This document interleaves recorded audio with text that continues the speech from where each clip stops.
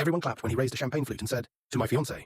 I was still holding the 9300 invoice for the Blodgett oven. He used to bake the cake. At 28, my life runs on beeps and breath. I'm a NICU nurse at Riverside Methodist in Columbus, Ohio. On days off, I run the Olentangy Trail and convince myself that distance makes everything clearer.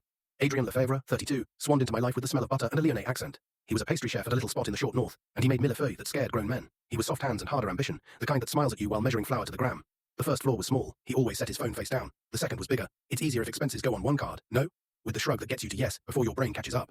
On March 6, 2025, I wired him $12,000 to start a pop-up we called Yellowfinch Pastry LLC. I have the bank record from Huntington to prove it. I filed the LLC on April 2nd, paid $125 in state fees, and our EIN ends in 443. I covered $1,175 for city permits and a $2,200 security deposit to Kendrick Properties for the corner unit at 1198 N High Saint. On May 27th, I Venmoed $2,480 for a refurbished display case from a place on Cleveland Ave.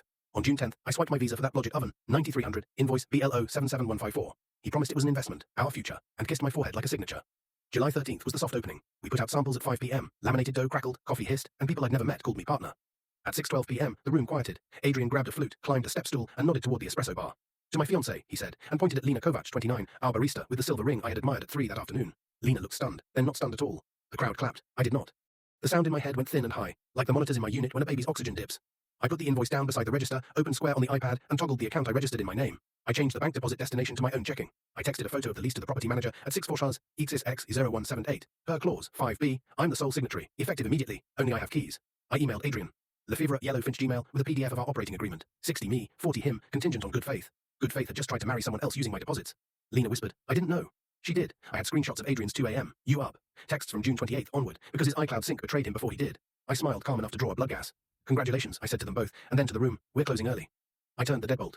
Afterward, I drove to my apartment in Grandview Heights, 1106W, 3rd Ave, Unit 3B, and opened a new folder on my desktop. YF evidence. Receipts, bank statements, texts, the Instagram video of the proposal from Columbus Eats, dated 071325 at 6:14 p.m.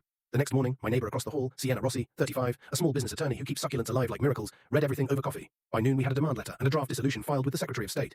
She showed me how to record a UCC1 on the equipment I bought. That night, I worked a 12-hour shift and rocked a 31-weeker named Bo through the witching hours. Perspective is an IV drip.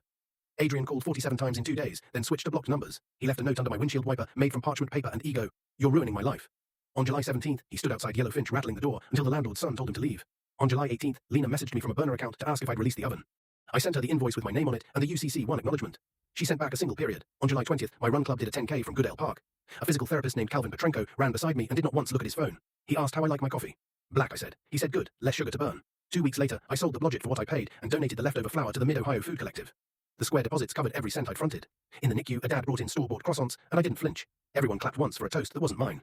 When I hit the finish line at the Columbus 10K in September, the only thing raised was my own hand, and it wasn't to bless someone else's lie. It was to cut the ribbon on my silence.